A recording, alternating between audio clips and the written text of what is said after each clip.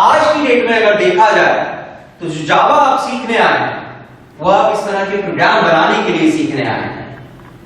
इस तरह के प्रोग्राम डेवलप करने को हम कहते हैं server side programming. Currently 3 technology है जिनमें सर्वर साइड प्रोग्रामिंग होती है। उनमें सबसे फेमस है जावा, उसके बाद नंबर आता है .NET का, उसके बाद नंबर आता है PHP का। सर्वर साइड प्रोग्रामिंग इन 3 चीजों में की जा सकती है। मैंने आपको पहले बताया था जावा इस तरह की प्रोग्रामिंग के लिए नहीं आई थी। अब बात करते हैं जावा किस तरह की प्रोग्रामिंग के लिए आई थी। यहां पर एक बार फिर चेंज करते हैं। यहां पर देखिएगा हमने एक एडिशनल डायग्राम बनाया क्लाइंट साइड प्रोग्रामिंग की वर्किंग समझने के लिए। क्लाइंट साइड प्रोग्रामिंग के केस में सर्वर पे HTML पेजेस होते हैं, सर्वर पे प्रोग्राम्स भी होते हैं, लेकिन ये प्रोग्राम सर्वर पे एग्जीक्यूट होने के लिए यहां नहीं रखे जाते हैं। इन प्रोग्राम्स के लिंक्स HTML पेजेस में एम्बेड किए जाते हैं। अगर आपको HTML का कुछ आइडिया हो थोड़ा हो तो आपको पता होगा हम HTML पेज के अंदर इमेज को रेफर कर सकते हैं, हम HTML पेज के अंदर CSS फाइल को रेफर कर सकते हैं, आज की डेट में JS जावास्क्रिप्ट फाइल को रेफर कर सकते हैं। सेम वे में जब ये क्लाइंट साइड प्रोग्रामिंग का कॉन्सेप्ट इंट्रोड्यूस किया था तो हम HTML पेजेस के अंदर इन प्रोग्राम्स को रेफर कर सकते थे।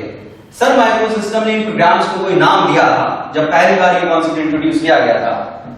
लास्ट क्लास में मैंने आपको बताया था, बता सकते हैं क्या नाम है? एप्लेट्स। इन्हें कहा जाता था एप्लेट्स। अब होगा क्या, हमने सर्वर पे एप्लेट्स रखी, हमने सर्वर पे HTML पेजेस रखे, एप्लेट्स को एम्बेड कर दिया गया, यानी कि एप्लेट्स के लिंक्स को HTML पेजेस में रख दिया गया। अब यूजर ने किसी HTML पेज के लिए रिक्वेस्ट भेजी, सर्वर ने वो रिक्वेस्टेड पेज के कंटेंट्स भेजे, साथ में एम्बेडेड प्रोग्राम भेजा। अब ब्राउज़र को कंटेंट्स और प्रोग्राम में फर्क समझाया गया था। ब्राउज़र को बताया गया था कि HTML कंटेंट्स के साथ क्या करना है, प्रोग्राम के साथ क्या करना है। ब्राउज़र HTML कंटेंट्स को आपके पेज में डिस्प्ले कराता था, प्रोग्राम्स को एग्जीक्यूट कराता था, उस प्रोग्राम की आउटपुट पेज पे डिस्प्ले कराता था।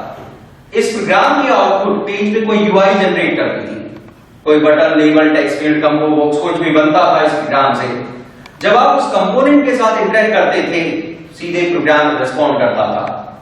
ऐसा करने से पेजेस में इंटरेक्टिविटी आई। क्लाइंट साइड प्रोग्रामिंग से पहले वेब पेज इंटरेक्टिव नहीं होते थे। पेज में इंफॉर्मेशन होती थी, हाइपरलिंक्स होते थे या फॉर्म्स होते थे। लिंक पे क्लिक किया, दोबारा सर्वर पे गए, फिर कोई नया पेज आया, वेट करना पड़ता था। क्लाइंट साइड प्रोग्रामिंग ने वो चीज हमेशा के लिए बदल दी। अब आप जैसी पेज के साथ इंटरेक्ट करेंगे उस पेज के पीछे कोई प्रोग्राम है जो तुरंत रिस्पॉन्ड करेगा। अगर मैं पेज के साथ एक प्रोग्राम एसोसिएट कर सकता हूं तो क्या इससे ज्यादा प्रोग्राम एसोसिएट किए जा सकते हैं? आंसर है यस। एक पेज के साथ कितनी भी एप्लेट्स एसोसिएट की जा सकती हैं। अब ये आपसे 20 साल पहले एक रेवोल्यूशनरी कॉन्सेप्ट था। आज की डेट में हर आदमी जानता है कि हर एक पेज में क्लाइंट साइड में भी कुछ कोड एग्जीक्यूट होता है, लेकिन 20 साल पहले कोई नहीं जानता था। 20 साल पहले जो टेक्नोलॉजी थी वो इस मॉडल के लिए सपोर्टिव ही नहीं थी। अब सवाल आता है सपोर्टिव क्यों नहीं थी? उस समय जो भी प्रोग्राम बनते थे वो एक अजम्पशन पे बनते थे। अजम्पशन ये थी कि जिस प्लेटफॉर्म पे हमें अपना प्रोग्राम एग्जीक्यूट कराना है वो प्लेटफॉर्म हमें पहले से पता है। एक एग्जांपल से समझते हैं। मान के चलते हैं मैं कोई बिजनेसमैन हूं, छोटा मोटा मेरा बिजनेस है, मुझे कोई सॉफ्टवेयर बनवाना है। या तो मैं किसी सॉफ्टवेयर कंपनी को अप्रोच करूंगा या कोई सॉफ्टवेयर कंपनी का बंदा मेरे पास आएगा, उसे मैं बताऊंगा कि करंटली मैं क्या काम करता हूं, किस चीज को मैं ऑटोमेट कराना चाहता हूं, मेरे पास कितने सिस्टम्स हैं, उनमें क्या ऑपरेटिंग सिस्टम है, क्या कॉन्फ़िगरेशन है, कितना मेरा बजट है। आप मेरे बारे में सब कुछ जानते होंगे। उसके बाद आप कोडिंग करना शुरू करेंगे। आपको बताया कि मेरा प्लेटफॉर्म एक्स है, एक्स के अकॉर्डिंग आपने प्रोग्राम बनाया, कंपाइल किया, मेरे सिस्टम पे इंस्टॉल किया, चलने लगा। क्या ये एडवांटेज, क्या ये इंफॉर्मेशन इस मॉडल में है हमारे पास? मैंने एक वेबसाइट बनाई जिसमें इस तरह के प्रोग्राम्स रखे, सर्वर पे अपलोड कर दी। अब क्या मैं ये पहले से बता सकता हूं कि उसे कौन एक्सेस करेगा? Who will be the client for my application? Can I? No. अब वो इंफॉर्मेशन हमारे पास है ही नहीं। अब हम क्लाइंट को जानते ही नहीं कि क्लाइंट कौन है। जब हम क्लाइंट को नहीं जानते क्लाइंट कौन है, क्या हम उसका प्लेटफॉर्म जानते होंगे? क्या जो पहले से मॉडल चलता था पोर्टेबिलिटी का, वो चल सकता है अभी? अब आप बहुत सारे लोग सोच रहे होंगे कि हमें पढ़ना था प्लेटफॉर्म इंडिपेंडेंसी, इस आदमी ने हमें वेबसाइट्स में उलझा दिया। स्टैटिक डायनामिक, किसी भी चीज की अपनी कोई वैल्यू नहीं होती है, चीजों की जरूरत उन्हें वैल्यूएबल बनाती है। अगर हमें किसी चीज को समझना है तो सबसे पहले हमें उसकी जरूरत समझनी पड़ेगी। मैंने अभी तक आपको ये नहीं बताया प्लेटफॉर्म इंडिपेंडेंसी क्या है, लेकिन अब मैं उसकी नीड क्रिएट कर रहा हूं। आपको अगर उसकी नीड समझ में आएगी तो आपको प्लेटफॉर्म इंडिपेंडेंसी अपने आप समझ में आएगी। सन माइक्रोसिस्टम ने जब ये क्लाइंट साइड प्रोग्रामिंग का कॉन्सेप्ट इंट्रोड्यूस किया, या जब ये एप्लेट का कॉन्सेप्ट इंट्रोड्यूस किया, तो एग्जिस्टिंग मॉडल फेल हो गए। सन माइक्रोसिस्टम को एक नए मॉडल की जरूरत थी। अब उस नए मॉडल की रिक्वायरमेंट क्या थी वो जान लेते हैं। सन माइक्रोसिस्टम को अपना प्रोग्राम हर जगह नहीं चलाना था, जैसे कि आप प्लेटफॉर्म इंडिपेंडेंसी का मतलब समझते हैं। सन माइक्रोसिस्टम को अपना प्रोग्राम एक अननोन प्लेटफॉर्म पे चलाना, हमें नहीं पता वो प्लेटफॉर्म कौन सा। अगर हमने अपना प्रोग्राम अननोन प्लेटफॉर्म पे चला दिया तो फिर हम कहीं भी चला सकते हैं, क्योंकि हर एक प्लेटफॉर्म को हम अननोन मान सकते हैं।